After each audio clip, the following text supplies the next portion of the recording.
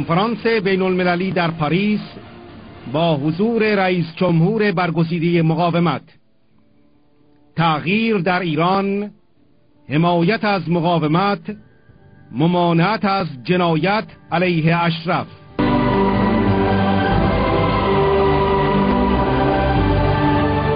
خوان گارسه، حقوقدان ارشد بین المللی، مشاور سالوادور آلنده.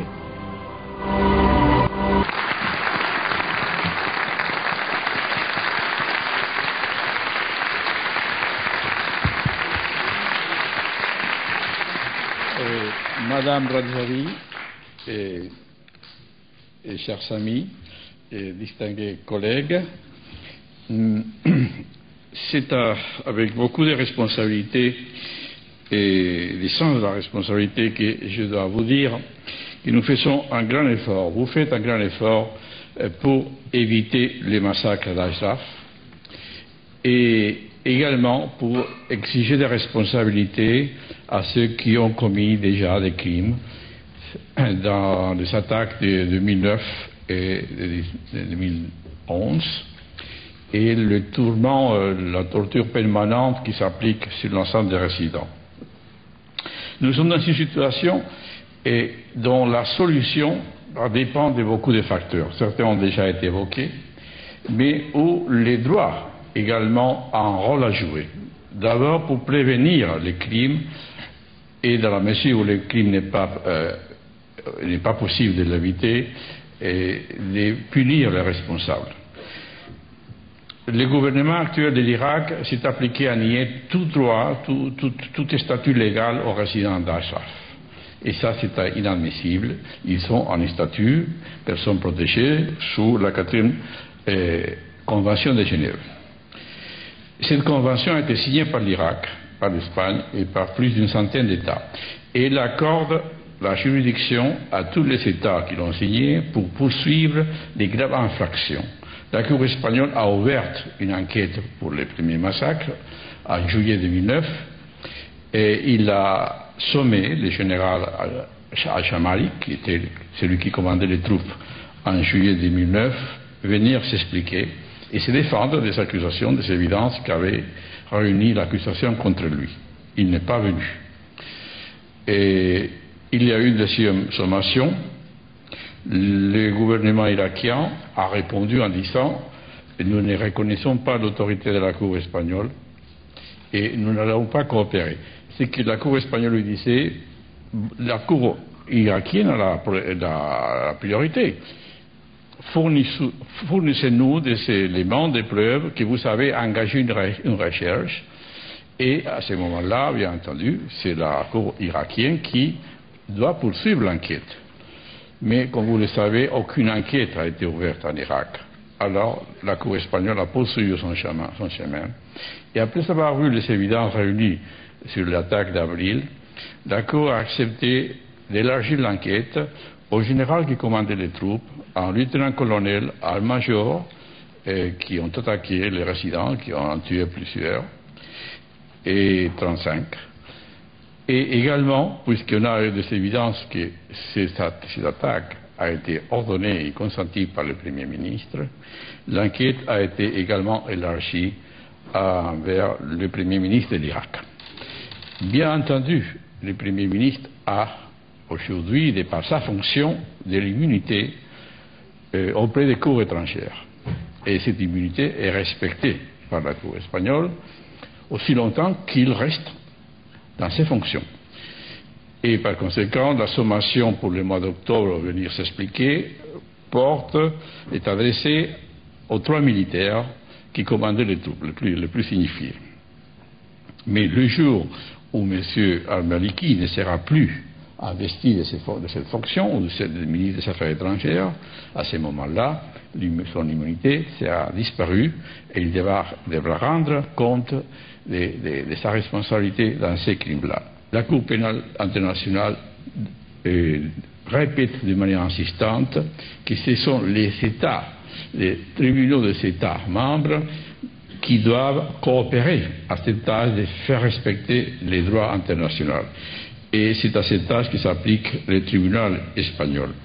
Ce qui fait que lorsqu'on considère la décision de la Cour espagnole, il faut la placer et la voir non pas du point de vue d'un seul pays, mais d'un pays qui se trouve lié dans un réseau de traités, de coopération, de sorte que si un jour la Cour espagnole est portée à ordonner l'arrestation des responsables des crimes d'Ashraf, au cas où les cours de l'Irak ne le feraient pas eux-mêmes, et cet ordre d'arrestation, bien entendu, sera distribué dans d'autres États et pourrait être mis en application. On peut difficilement prévoir dans quel État pourrait se déplacer M. Maliki ou d'autres pour être arrêté et être porté devant une cour pour faire face à un procès avec toutes les garanties. En même temps, et ce qui est également important à signaler, c'est que la Cour espagnole a accordé de s'adresser au secrétaire général des Nations Unies pour lui demander l'autorisation à recevoir les témoignages du secrétaire, de l'assistant du secrétaire général auprès de la mission d'assistance à l'Irak, l'UNAMI. Et ceci, je trouve que c'est très important parce que ceci renforce le rôle de l'UNAMI en Irak. L'UNAMI a essayé à plusieurs reprises de faire lever les restrictions sérieuses à l'égard des résidents d'Ashraf. Et ça a été un dialogue de sourds. Maintenant, tout ce que l'UNAMI sait de ses refus à appliquer la loi internationale en vigueur en Irak et à Ashraf en conséquence, pourrait devenir un témoin à charge contre le responsable. Ce qui fait que désormais, chaque fois que les responsables irakiens reçoivent les représentants de l'UNAMI et lui refusent la coopération nécessaire au respect des droits des résidents d'Ashraf, ce rôle de l'UNAMI devient de plus en plus donc important pour pouvoir témoigner et porter la preuve de cette réalité auprès de la Cour de justice. Mais finalement, l'organe le plus responsable au point de vue international du respect des droits internationaux à Ashraf, avec toutes ces prolongations éventuelles, c'est le Conseil de sécurité des Nations Unies. Et à cet égard-là, il faudra faire un effort pour demander au Conseil de sécurité de prendre des mesures de protection en vertu de ce qui a été l'évolution du droit international et de l'engagement des Nations Unies depuis 1995. À cet égard, et je peux aujourd'hui vous rendre public qu'un ancien membre, un ancien président de la Cour internationale de justice, et M. Bedjaoui, s'est adressé au secrétaire général des Nations Unies et lui a expliqué dans son rapport juridique quelles sont les obligations et les possibilités et les facultés des Nations Unies pour arrêter ces massacres en développement, en cours de développement à Ashraf. Et il lui a proposé d'adresser au Conseil de sécurité un plan en 10 points que je vais évoquer d'une manière très succincte parce que plusieurs de ces points-là ont déjà été évoqués par Mme Rodjavi. Premier point, demander à l'Irak d'alléger considérablement la présence à l'intérieur du camp Ashraf de ses forces militaires et des polices. Deuxièmement, envoyer au camp Ashraf une commission des Nations Unies de 5 membres chargée d'effectuer une enquête complète et indépendante sur la situation réelle existante dans le camp.